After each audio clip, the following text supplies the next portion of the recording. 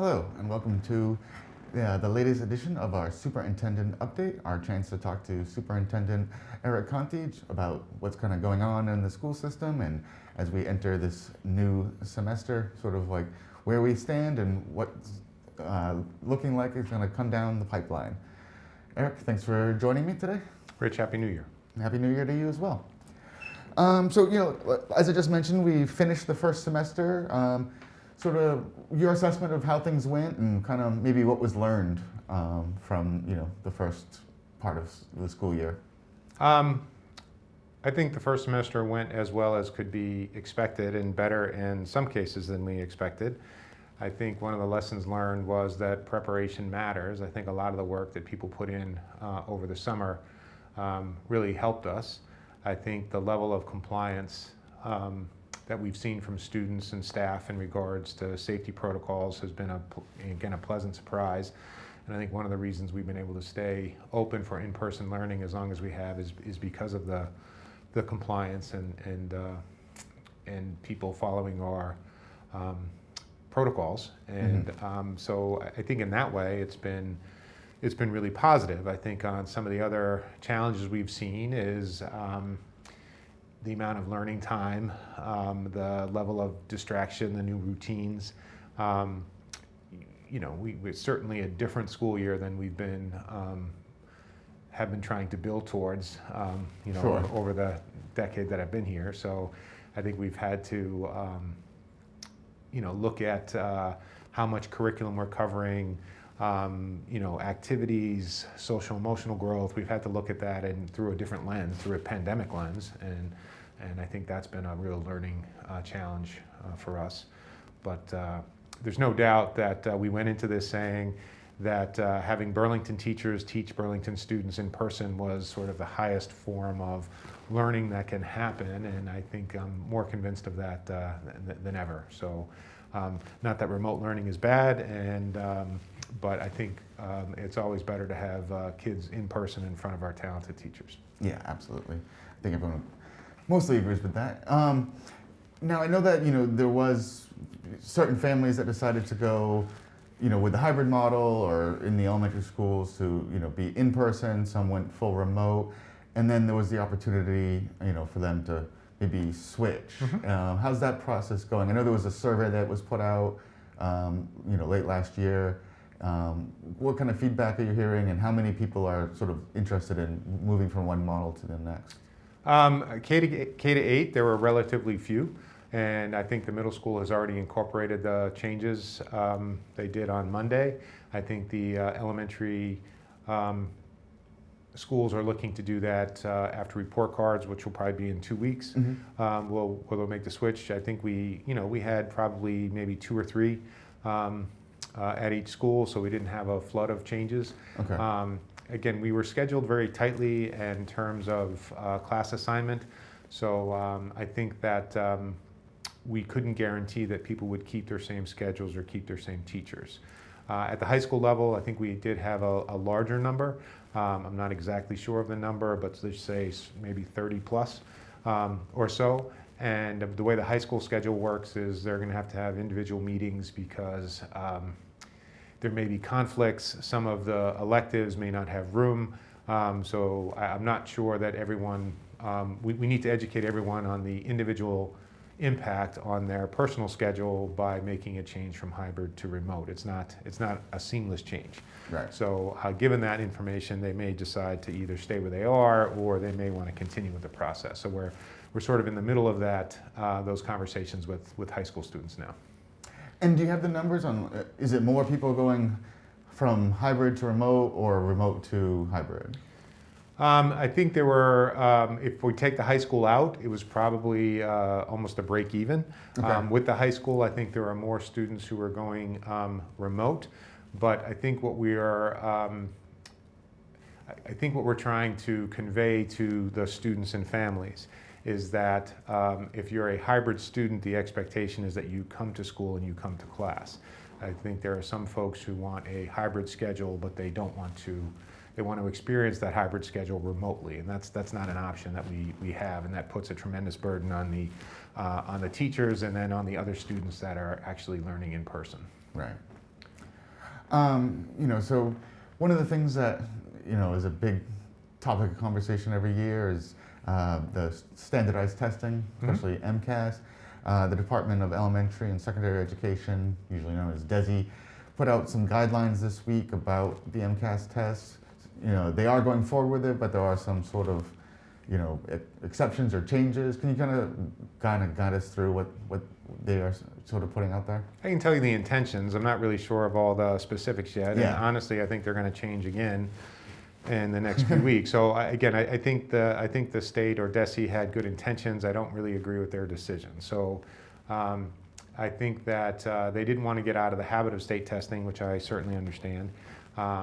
I think what they're saying is they didn't want to use the state testing scores for accountability, because this year is going to be far different than anyone else. And in terms of if you're looking at year-to-year comparisons, you would never use this year as a data set. And I think what the commissioner was prioritizing is using the state test as a diagnostic to let us know where students are, if there's, where there are deficits in their learning. And the frustration for many districts, including Burlington, is we do that work already. We do it internally, and we do it better than the state, and our tools are better than the state assessment for measuring those deficits. So what we are asking the state for is some flexibility. If, in fact, they want MCAS to only be a diagnostic to let us know where kids are, we're saying we do that better locally. And we are just as concerned about where the kids have deficits, and we want the state to allow us to spend our time in person teaching kids and to let us use our own diagnostics. And again, if the state is really set on carrying forth a state assessment, then they can do that in future years. So I'm not sure I'm going to get what I want, but again, having MCAS as a diagnostic and not an accountability tool, I think is halfway there. I just like the state to go the full way. And again, any district that wants to use the state test as a diagnostic, I think they should be welcome to. We just happen to have better tools. Yeah, I know that's a position you've held even before the pandemic.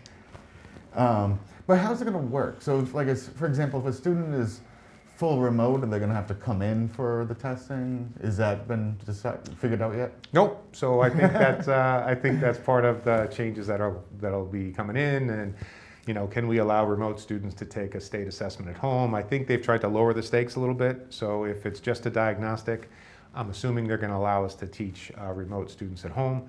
I'm not sure the security of the technology or the devices. So I think there's other things that need to be worked out. Mm-hmm. And Burlington, that has 20% of their students at home, that's sort of a one-size dilemma, but there are many districts that have 100% of their students at home. So you can imagine the logistical dilemma with trying to administer a state test. So right. Again, I know in speaking with my colleagues, we'd rather have that time teaching kids and having them take our own diagnostics, and then for us to start again in the fall with meeting kids where they are and then making progress. And we've said all along, and I think even in our conversations, this isn't going to be a light switch fix. We're going to have to address some of the deficits over several years, but we will, and we'll get kids back. And I don't think there'll be any sort of long-term impact, but we're going to have to address both the academic challenges that kids have faced and social, emotional, sort of mental health, anxiety challenges that they've also faced and met living through a pandemic. Yeah, I don't think there's any doubt that coming out of a pandemic there's going to be some recovery needed. So I think that's should be understood by everybody watching. A couple last things, so we are in January, kind of looking ahead towards the rest of the long stretch of winter. What are some of the challenges that you see in the next couple months as far as we're still waiting for mass distribution of the vaccine, so we're kind of still in the middle of things. So what do you see kind of in your crystal ball? Well, again, Rich, I'll share my personal opinion here. Sure, yeah. And I think there's always the push and pull with state action versus local action. So while I'm a proponent of local control in many things, in most things, state testing being one of them, clearly, right. not so much a proponent of local control when it comes to dealing with a pandemic or a virus that doesn't really make a distinction between community or school district.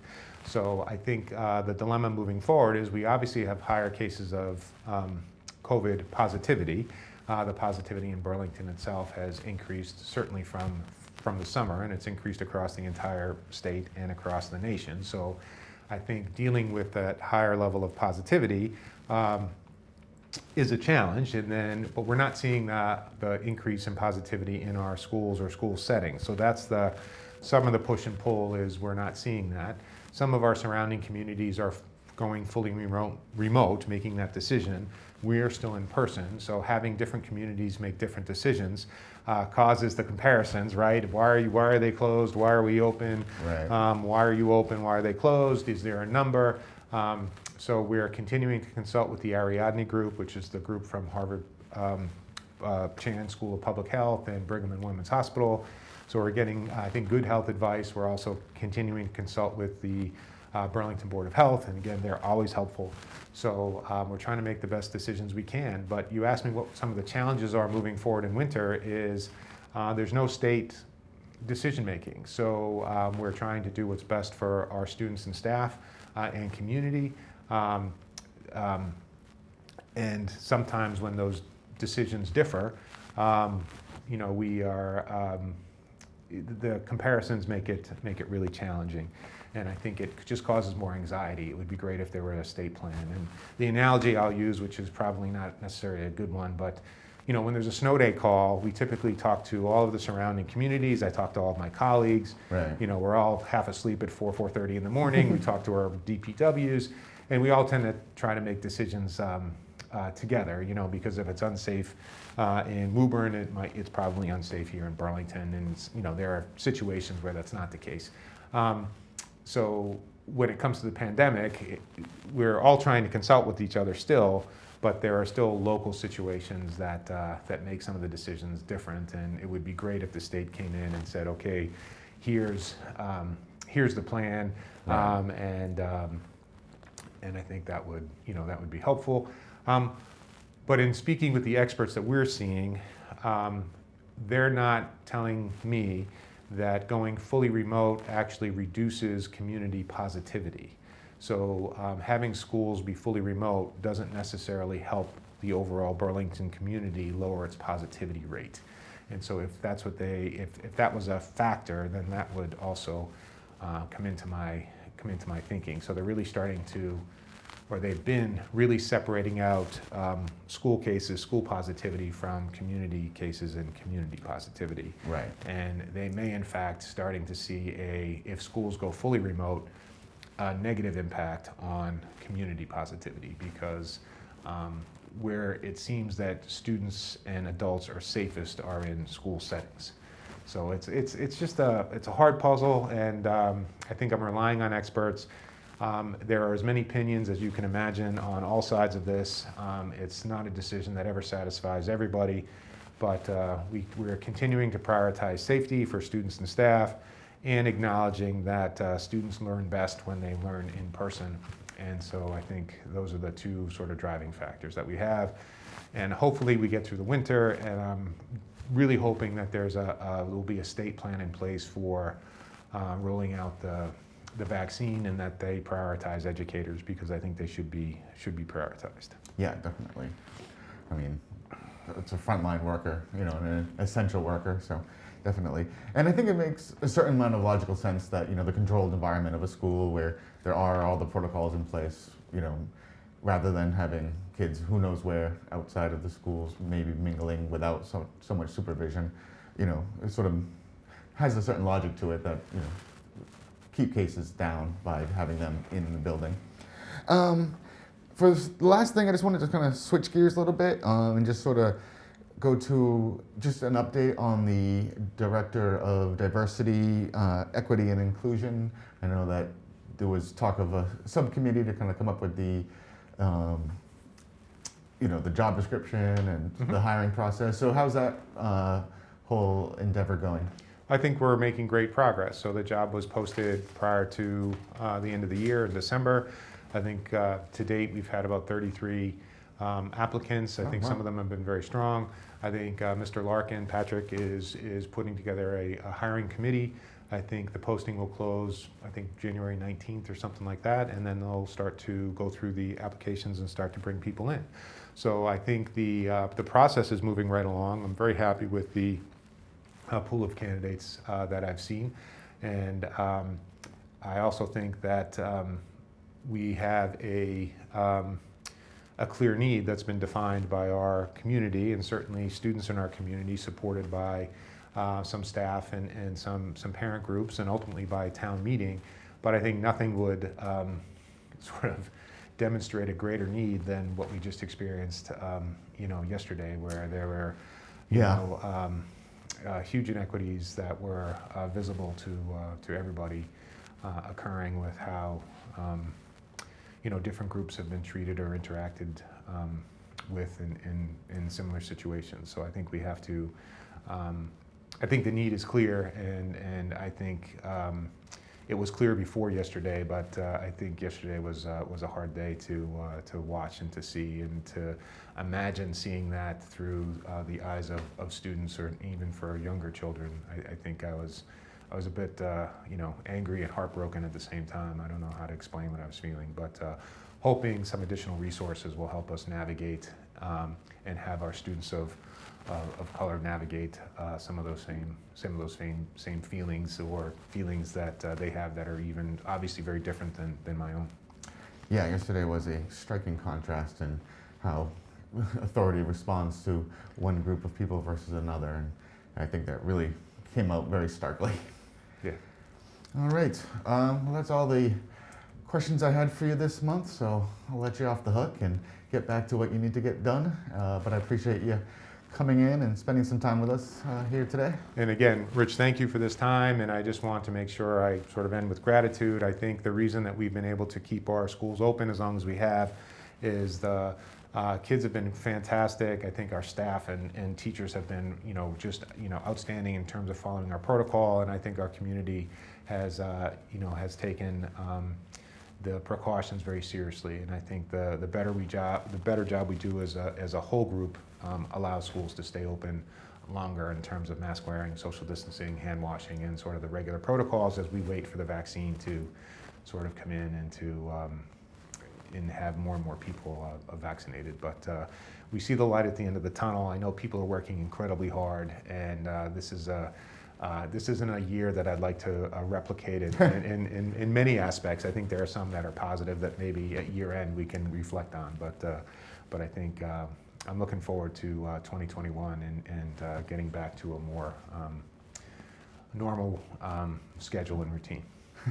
Well, amen to that. All right. Perfect way to end. So once again, thank you very much. All right. Take care. You too.